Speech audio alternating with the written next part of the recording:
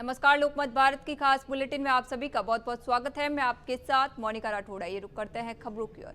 मांगरोल से वाली सड़क पर रानी हेड़ा गांव में श्री बजरंग बली मंदिर स्थापना समारोह आयोजित किया गया।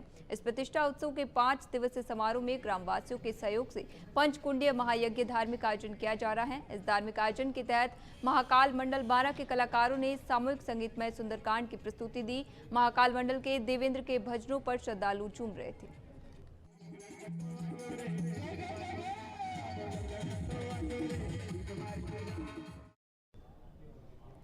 राजस्थान में अचानक बदले मौसम ने कई जगहों पर बारिश और ओलावृष्टि हुई। बेगू क्षेत्र में बुधवार दोपहर बाद अचानक मौसम ने करवट ली और आसमान में घने काले बादल छा गए। कुछ ही देर में तेज गर्जना के साथ बारिश और ओलावृष्टि शुरू हो गई, जिससे वातावरण में ठंडक घुल गई और लोगों ने राहत की सांस ली। कई स्थानों पर बैर के आकार के ओले गिरे, जिससे खुले में रखे सामान को हल्का नुकसान भी पहुंचा, लेकिन गर्मी से राहत मिलने से लोगों के चेहरे खिल उठे। मौसम में आए इस बदलाव ने भीषण गर्मी से जूझ रहे लोगों को काफी हद तक राहत प्रदान की है।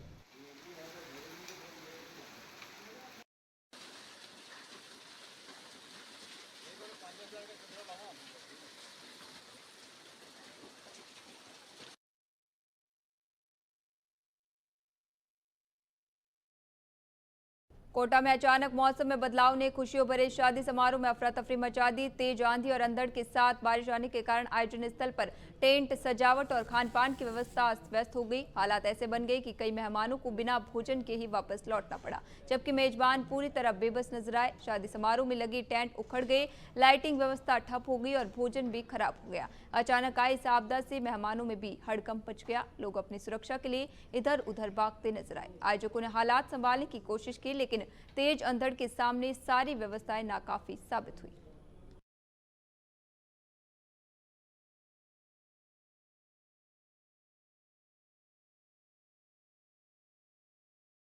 सीकर जिले के रेंटा गांव निवासी अध्यापक अशोक गुर्जर अपनी पत्नी के साथ बाइक पर बगोरियों की ढाणी में अपने ससुराल जा रहे थे, तभी गोलियाना रामपुरा के बीच सड़क हादसा हो गया। बाइक सवार की डंपर की टक्कर में बाइक सवार पति पत्नी गंभीर रूप से घायल हो गए।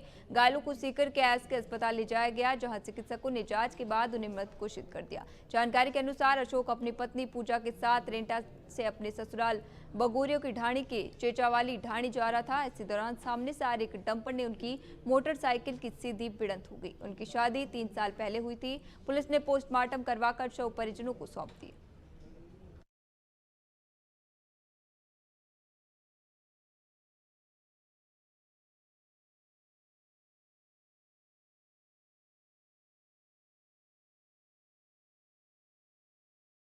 बारां जिले के ग्लास व्यापारी सतीश कोड़ अपहरण मामले में कोतवाली पुलिस ने बड़ी कार्रवाई करते हुए 3 और बदमाशों को गिरफ्तार किया है। इस मामले में पुलिस अब तक कुल 6 आरोपियों को धर दबोचने में सफल रही। एसपी अभिषेक अंदासू के निर्देशन और एएसपी राजेश चौधरी और सीओ हरिराम सोनी के सुपरविजन में पुलिस ने सघन जांच अभियान चलाया।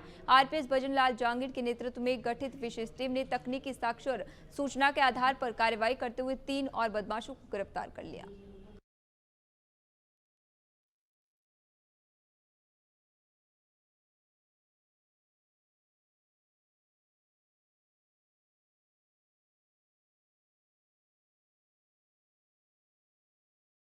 देवली में स्वच्छ सर्वेक्षण के तहत नगरपालिका ने तैयारियां शुरू कर दी हैं। शहर को स्वच्छ बनाए रखने के लिए नगरपालिका के ईओ सुरेश मीना ने शहरवासियों से 5 सूत्री अपील की है। उन्होंने इसके लिए लोगों से सहयोग मांगा है और शहर को स्वच्छ रखने की अपील की है। नगरपालिका ने लोगों को जागरूक बनाने के लिए बस स्टैंड, उपजिला अस्पताल, पेट्रोल पंप और प्रमुख मार्गों पर जागरूकता पोस्टर लगाए।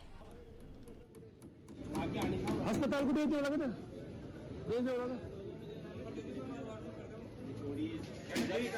हाँ,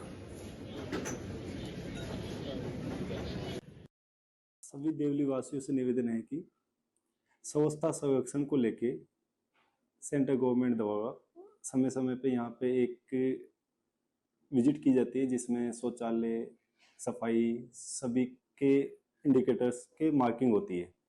तो सभी से निवेदन है कि नगर पालिका के सफाई अभियान में या जो भी है उसमें सहयोग करें।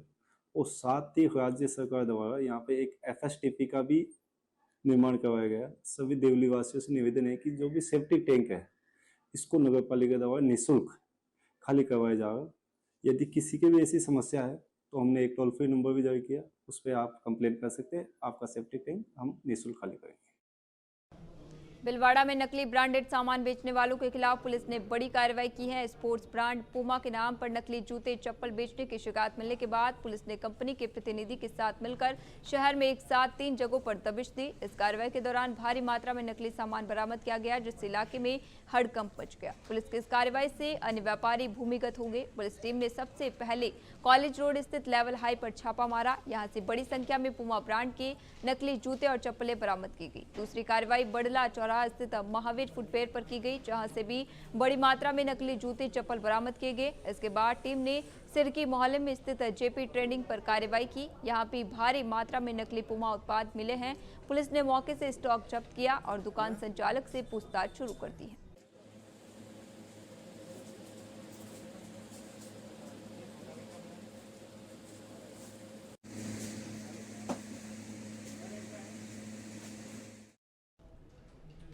कुंभलगढ़ वन्यजीव अभ्यारण्य में वन्यजीव गणना 2026 बुध पूर्णिमा की धवल चांदनी में भी की जाएगी। वन विभाग 1 मई सुबह 8 बजे से 2 मई सुबह 8 बजे तक वाटर होल पद्धति से गणना करेगा। इसको लेकर तैयारियां अंतिम चरण में है। सादड़ी रेंज में 20 और देसुरी रेंज में 8 चिन्हित वाटर हॉल पर वन्यजीवों की गिनती होगी। विभाग ने सभी वाटर हॉल पर ट्रैप कैमरे लगा दिए हैं। साथ ही पेड़ों पर मचान भी बनाई गई है, जहां वनकर्मी रात पर बैठकर वन्यजीवों की आवाजाही नोट करेंगे।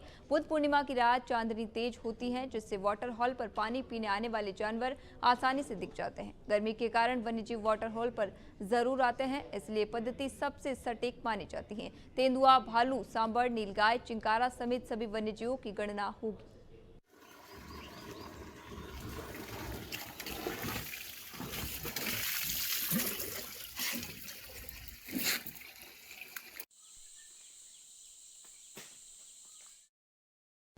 अभी के लिए खबरों में इतना ही। तब तक के लिए बने रहिए लोकमत भारत के साथ, साथ सच का।